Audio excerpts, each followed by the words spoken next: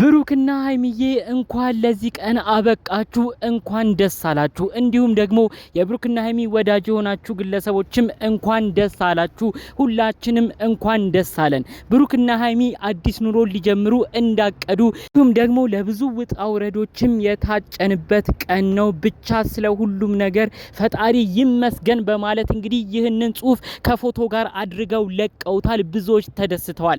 እውነት ነው። ጭንቅም ቢመጣ ክፉ ነገርም ቢመጣ ጥሩ ነገርም ቢመጣ አንድ ላይ ልትሆኑልን ኑሮን ሀብላችሁ ልትጀምሩልን ማየታችን አስደስቶናል በማለት ብዙዎች ኮመንቱን አጥለቅልቀውታል። ከዚህ ጉዳይ ጋር ግን ጎን ለጎን እጅግ የሚያስደስት ሌላ መረጃ ደግሞ እኔ አካፍላችኋለሁ፣ በሚዲያ ያልተሰማ አሁን እንግዲህ ቤተሰብ ጉዳይ ላይ ያተኮረ ለትዳርም ትልቅ ቦታ የሚሰጠው የሽምግልና ፕሮግራምና የጋብቻ ቀንንም የተመለከተ መረጃ ነው። በዝርዝር መረጃዎቹን እማሰማችሁ የደረሱኝን አዳዲስ ጉዳዮች።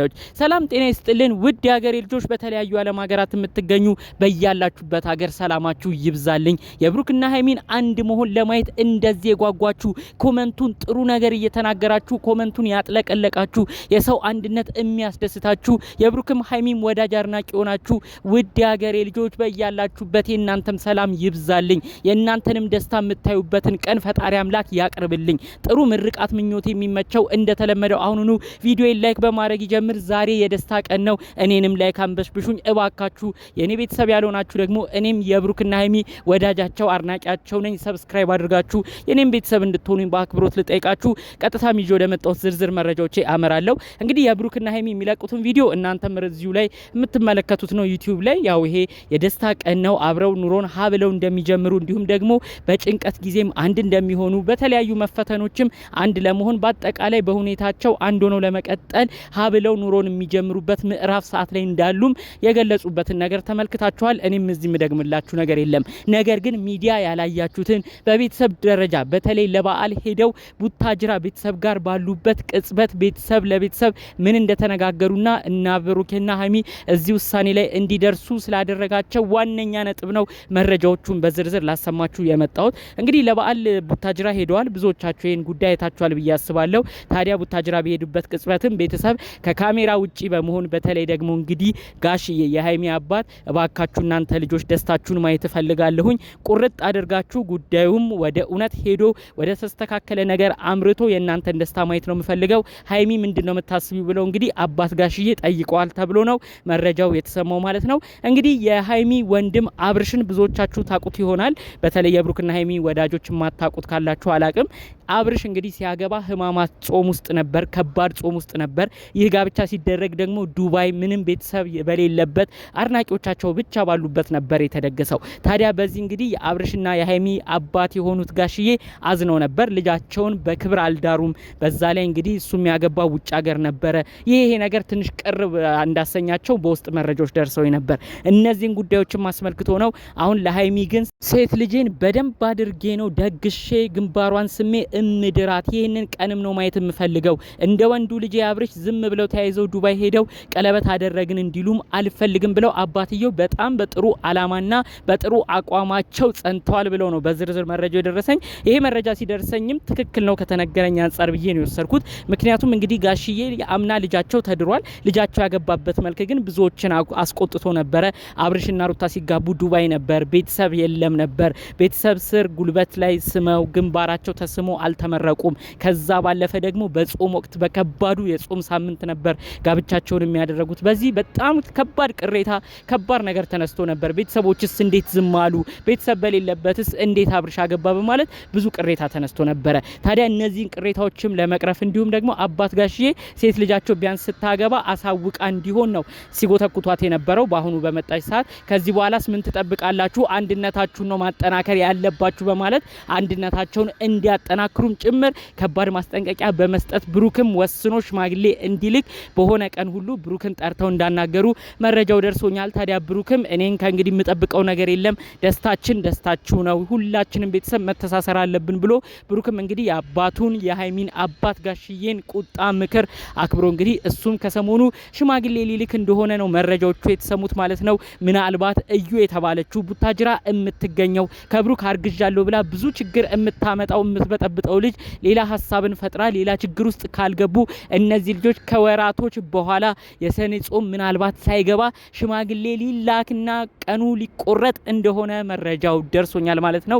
ፈጣሪ አምላክ አሁንም ቢሆን በእነዚህ ልጆች መካከል እየገባ መጥፎ ነገርን እያሰበ ፕሮግራማቸውን መና የሚያደርገውን ሰው አሁንም ቢሆን ያርቅላቸው።